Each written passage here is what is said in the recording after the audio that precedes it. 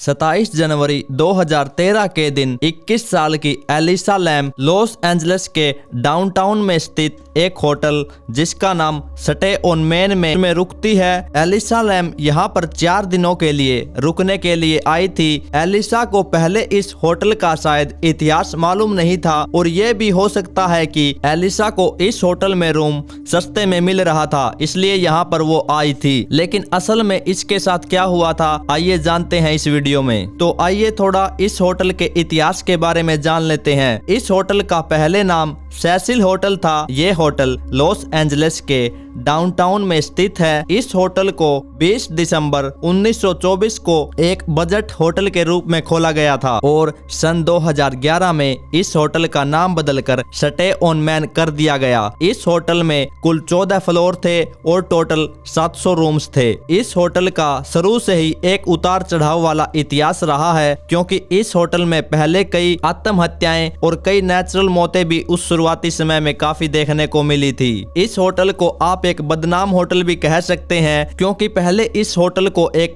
Luxury hotel के तौर पर बनाया गया था, लेकिन धीरे धीरे इस होटल में ये घटनाएं बढ़ने से इस होटल के रूम्स का प्राइस काफी कम कर दिया गया था। तो आइए अब वापस अपनी स्टोरी पर आते हैं। एलिसा लैम एक कनेडियन स्टूडेंट थी जो यहाँ पर उस समय घूमने आई थी। ये एलिसा सेसिल होटल में रुकती है। 31 जनवरी को एलिसा को आखिरी बार होटल के लॉबी में देखा गया था और उसके बाद एलिसा एकदम से गायब हो गई। फिर 1 फरवरी को जब एलिसा का फोन उसके घर वालों के पास नहीं आया तो तब इसके घर वाले परेशान हो गए, क्योंकि एलिसा हर रोज अपने घर वालों के साथ घंटों तक फोन पर बात किया करती थी। फिर एलिसा के परिवार वाले कनाडा से उसको ढूंढने के लिए लॉस एंजलिस आ जाते हैं। फिर पुलिस को इस केस के बारे में बताया जाता है। फिर पुलिस अपनी छानबीन करती है और इसी छानबीन में पुलिस को उस होटल से एक सीसीटीवी वीडियो मिलती है। ये वीडियो सेसिल होटल के लिफ्ट का था। इस वीडियो में एलिसा को अजीब व्यवहार करते हुए साफ देखा जा सकता है। इस वीडियो को देखकर ऐसा लग रहा है कि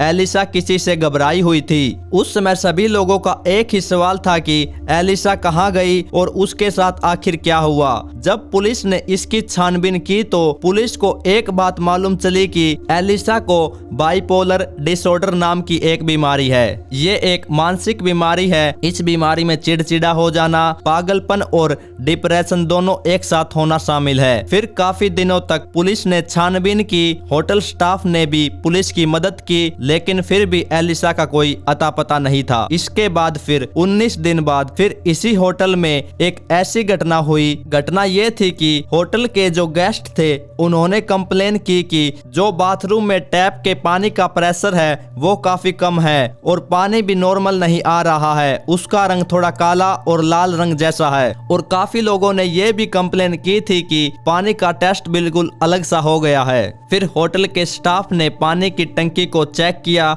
जो आप इस वक्त भी देख रहे हैं, और जब इन्होंने पानी की उस टंकी को खोलकर देखा तो उस टंकी में एलिसा की लाश एकदम नग्न हालत में मिलती है। इसके बाद सभी लोगों का एक ही सवाल था कि एलिसा इस टंकी में कैसे आई। एलिसा जिस फ्लोर में रुकी हुई थी उस फ्लोर में सीसीटीवी कैमरा था ही नहीं, और जिस सीसीटीवी में एलिसा कैद हुई थी वो सीसीटीवी थी तो इसी होटल की, लेकिन वो किसी और फ्लोर की थी। और आज तक एलिसा की मौत नेचुरल थी या उसकी किसी ने हत्या की थी, इसका आज तक भी पता नहीं चल सका है। फिर एलिसा की बहन ने पुलिस को बताया कि एलिसा को ये बाइपोलर डिसऑर्डर की तो बीमारी थी ही और इसकी दवाइयां भी वो ले रही थी। लेकिन एक बात की, एलिसा पहले भी ऐसा कर चुकी थी कि एलिसा जो थी वो काफी दिनों तक अपनी दवाइयों को छोड़ दिया करती थी, मतलब उनको नहीं लिया करती थी। और इसके बाद पुलिस ने जब उस होटल में एलिसा के रूम की छानबीन की तो पुलिस ने देखा कि एलिसा के सामान में बिना ली हुई दवाइयां मौजूद थी। इसका मतलब साफ था कि एलिसा ने ये दवाइयां नहीं ली थी। और इतनी छानबीन करने के बाद फिर पुलिस ने यही निष्कर्ष निकाला कि एलिसा को जो बीमारी थी बाइपोलर डिसऑर्डर की, इसी बीमारी से उसकी मृत्यु हुई है। लेकिन दोस्तों एक सोचने वाली बात यह भी है कि अगर एलिसा की मौत इस बीमारी की वजह से हुई है तो उसकी लाश उस पानी की टंकी में कैसे चली गई। फिर इसके बाद पुलिस ने यह भी बोला कि शायद खुद एलिसा अपनी बीमारी के चलते उस छत पर रखी पानी के टंकी के पास गई होगी और वो खुद ही पानी की टंकी के अंदर चली गई होगी। फिर पुलिस ने ऐसा बोलकर यह केस बंद कर दिया। अब आपको भी ऐसा लग रहा होगा कि ये एक रहस्यमय मौत है, क्योंकि ये होटल पहले भी इसमें हुई ऐसी घटनाओं से बहुत बदनाम है। इस होटल में पहले भी तो काफी मौतें हो चुकी है। किसी ने यहाँ पर खुद ही सुसाइड कर लिया तो किसी की कोई वजह से मृत्यु हो गई। और एक कमाल की बात यह है कि इस होटल में एक सीरियल किलर भी रुका था जो 1984 से 1985 के बीच एक्टिव था। इस सीरियल किलर का नाम था रिकार्डो रेमिरेज। इस सीरियल किलर के ऊपर मैंने एक कंप्लीट वीडियो भी बनाई हुई है जो आप जाकर देख सकते हैं।